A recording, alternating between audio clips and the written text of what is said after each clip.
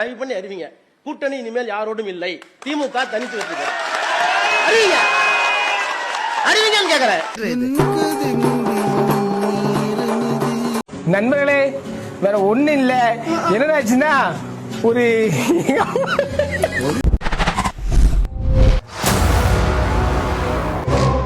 பேசுனதுல நிறைய விஷயங்கள் பார்ட்டி ஃபண்டுன்னு சொல்லும் போது தான் இங்க வந்துட்டு கோவம் அதிகரிச்சுது அப்படிங்கறத பார்க்க முடிஞ்சிச்சு.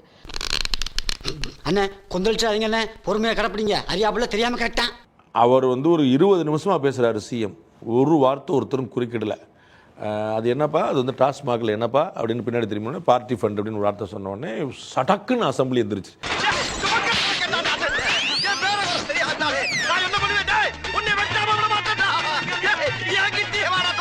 சொல்லுவாங்கல்ல, மடியில கனம் இல்லை வழியில பயம் இல்லைன்னு சொல்லுவாங்களா, அதில் ஒன்றும் பிரச்சனை இல்லை, பேசாம சோஃபா மாடல்னு சொன்னபோது இவங்க யாரும் சண்டைக்கு வரலையே, நம்ம வந்து ஒன்றும் பிரச்சனை பார்த்தாங்க. இவர் வந்து இல்லை பார்ட்டி ஃபண்ட் கலெக்ட் பண்ணாங்கன்னு அவர் வந்து எந்த பார்ட்டின்னு சொல்ல, முதலமைச்சர் செந்தில் பாலாஜி வாங்கினார்னு சொல்ல, உதயநிதி வாங்கினார்னு சொல்ல, he has not mentioned any name, he has not mentioned any party.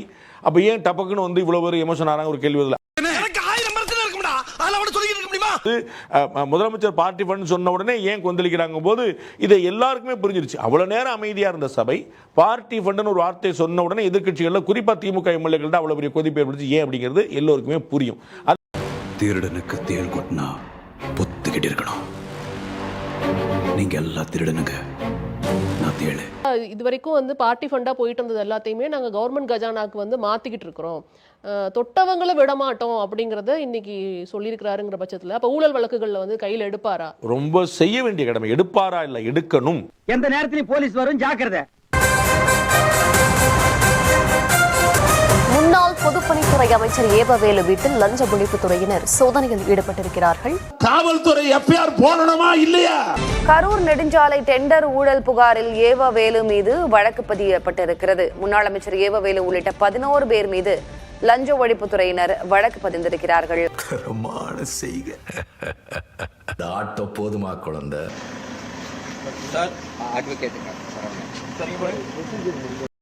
மச்சி இவன்டா. ஆமாடா இவன்டா. ஓகே அண்ணன் வேலை நம்மளதான் ஒன்றும் இது இல்லை, அவர்கிட்ட மட்டும் பேசிட்டு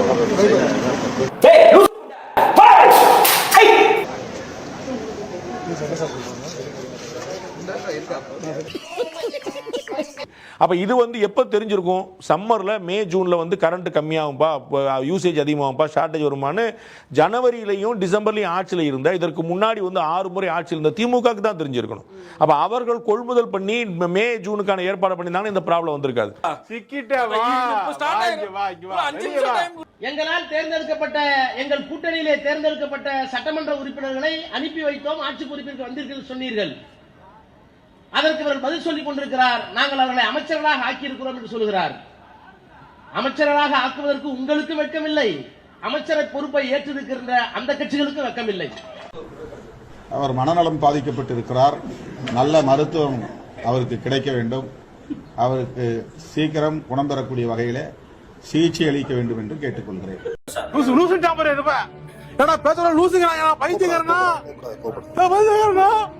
இன்னும் சொல்ல போனா அடுத்ததான் ஒரு குட்டி கதை சொன்னாருங்கிறத பார்க்க முடிஞ்சது. அது முன்னாள் முதல்வர் ஸ்டாலினர் தான் அவர் வந்து சொல்றாரா அப்படின்ற மாதிரி ஒரு தோரணையில எடுத்துக்கலாமா, உங்க அப்பாவை எங்க காணோம் அப்படின்ற ஒரு கதையை வந்துட்டு அங்க சொல்லியிருந்தாரு. அப்ப சொல்லும் போது யாரும் அங்க இல்லைங்கிறத பார்க்க முடிஞ்சது. திரு இபிஎஸ் அவர்கள் மட்டும் வந்து கொஞ்சம் சிரிச்சுக்கிட்டே அதை பார்த்துட்டு இருந்தாருங்கிறதையும் நம்ம நோட் பண்ணணும். அதாவது கடந்த ஆட்சிகளில் நடந்ததெல்லாம் நானும் செய்வேன் அப்படிங்கிறத செய்ய வேண்டியது. கடந்த ஆட்சியில் ரொம்ப மோசமாக, கடந்த ஆட்சிகளில் ரொம்ப மோசமான விஷயங்கள் நடந்திருக்கு. சபாநாயகர் கீழே இழுத்து எறியப்பட்டிருக்கிறார், ஒரே நாற்காலில் 2 சபாநாயகர் அமர்ந்திருக்கிறார்கள், சட்டை கிழிக்கப்பட்டிருக்கு, சேலை இழுக்கப்பட்டிருக்கு, நடக்காத அநாகரிகம் கிடையாது, எல்லாமே இங்கே பதிவாயிருக்கு. கர்மாஸ் போமரா கர்ணாசா கர்ணாஸ் இல்லடா கர்மாஸ். உதயநிதி அவர்கள் ஆளுங்கட்சியை முதலமைச்சரை குற்றம் சாட்டுவதாக நினைத்து நேற்று வரை தன்னோட தோழமையில், இன்றும் கூட ஓரளவு தோழமையோடு இருக்கக்கூடிய கட்சியில் தான் குற்றம் சாட்டினார் பார்க்குறோம். அது வந்து எல்லாரும் காசு கொடுத்து தான் கூட்டாங்கிற ஒரு துணி தான், சோஃபாக்குள்ளே பணம் வச்சுட்டு கொண்டு போனாங்கிற மாதிரியான ஒரு துணி. அப்போ வந்து இது கூட்டணி கட்சிகளை தான் இழிவுபடுத்துறாது, அவங்க எல்லாமே நேற்று வரைக்கும் கூட இருந்தாங்கன்னு பார்க்குறோம். நான் குமார் அவசரப்பட்டிய அரசியலில் வெட்கமில்லாத 2 பேர் சேர்ந்து கொண்டு நாங்கள் ஆட்சியை நடத்துகிறோம் என்றால் நாங்கள் ஏன் வருத்தப்பட வேண்டும்? நாங்கள் ஏன் வருத்தப்பட வேண்டும்? இதற்கு இளவு வீட்டுல கும்பலையா கூட இவ்வளவு அழுக மாட்டாளுங்க. ஆனா நீ இந்த ஆளே அழுகிறியடா, இந்த ஆளே அழுகிற நீ.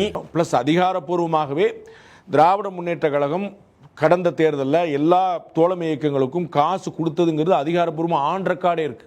அப்போ காசு கொடுத்தாங்க கடந்த தேர்தலில் திமுக தோழமை இயக்கங்களுக்குன்னு அதிகாரப்பூர்வமாக இருக்கும்போது அவர்கள் வந்து சோஃபா மாடல் அரசு அப்படின்னு சொல்லி சொல்றது ரொம்ப ஒரு ஆச்சரியமா இருந்தது.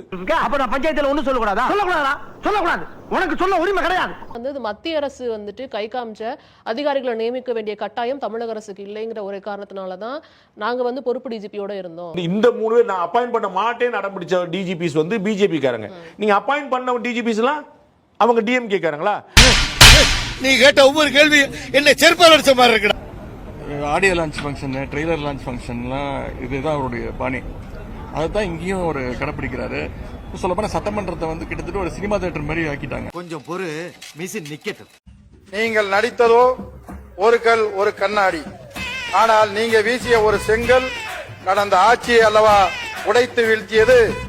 நீங்கள் நடித்ததோ கெத்து, நீங்கள் தான் தமிழ்நாட்டின் சொத்து. உங்கள் நடிப்பில் உருவானதோ மனிதன், நிஜத்தில் நீங்க தான் மாமனிதன். என்ன வாயை வச்சுக்கிட்டு இது பேசுது? சட்டசபையை சினிமா ஷூட்டிங் மாதிரி ஆக்கிட்டாங்க அப்படின்னு சொல்லி சொன்னா சட்டசபை வந்து மாண்புக்குரியதாகவும் சினிமா ஷூட்டிங் ஸ்பாட் மாண்புக்கு அற்றதாகவும் இருக்கிற மாதிரி இது.